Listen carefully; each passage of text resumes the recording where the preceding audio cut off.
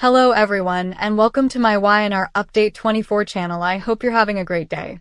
Don't forget to subscribe and give this video a thumbs up before we dive into today's Young and the Restless update. Jill maintains that Kane has backed off when they confront him about threatening everyone in the community.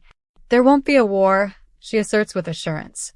Unconvinced, the Newmans tell Jill that she obviously has no idea how Kane created his empire. The truth isn't pretty. Victor, Jill, Nikki, Weiner. Jill tells them that Kane did a great job running the legitimate company that Colin gave them. The notion that Atkinson was changed makes Victor laugh. Nikki informs her that the DeLeon family was defrauded of the nice chateau. Victor claims that it was Colin's last task, and Kane could not have been unaware of it or even involved in it. Jill, Weiner. Naturally, Jill doesn't want to accept this, but Victor says he has a letter from Madame DeLeon to one of Colin's false identities.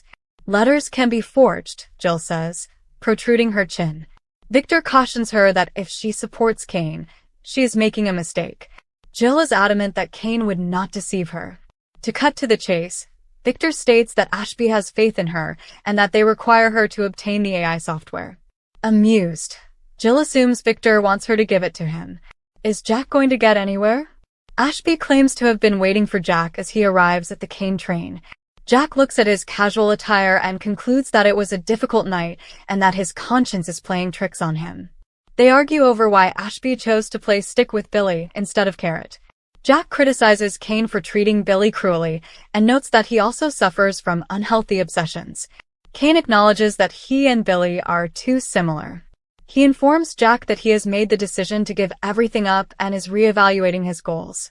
The Kane whiner. Ashby's statements are not credible to Jack. Kane is adamant about resetting. Prove it, Jack says. Delete this software application. Put it in a permanent grave and destroy it. Kane, smirking, wonders who would monitor that. Jack, do you have someone in mind? To which Jack responds, I actually do. Me.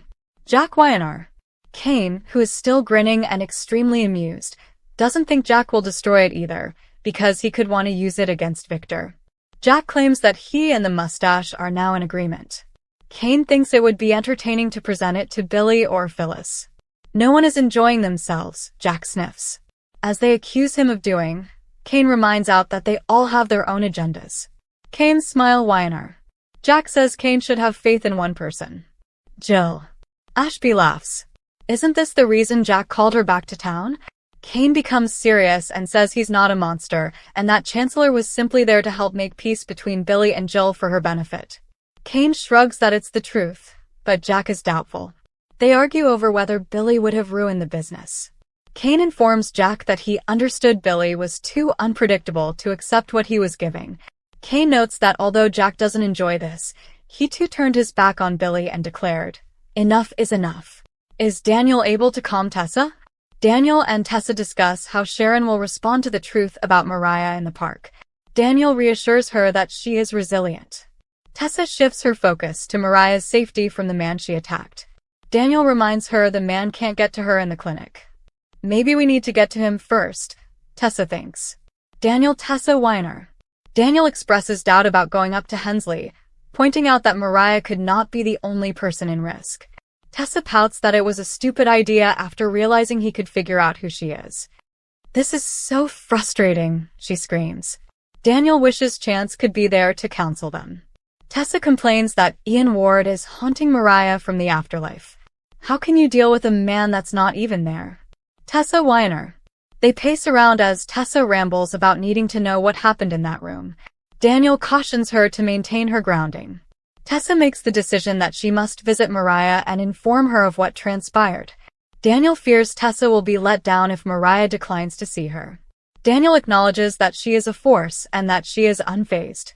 His emotions come to the surface as he enumerates her other qualities.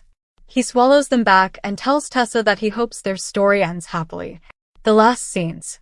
We're continuing working on the AI software at the ranch, and Jill believes Victor wants her to obtain it from Kane and give it to him. What could go wrong? With ease, Victor tells her that it would shield Chancellor from harm. It would give him tremendous power, as Jill wisely notes.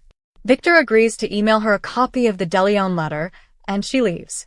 She grimaces outside. Jill Weiner. Victor tells Nikki inside that he anticipates Jill running straight to Jack Abbott. He will assure her that Kane poses a threat and inform her that they have a solution. Nikki is curious as to whether Victor will destroy the AI program. All Victor wants is for Kane to think he's ruined it. Nikki inquires as to whether he intends to use it against Jabbo. Did he join Jack in order to stab him in the back?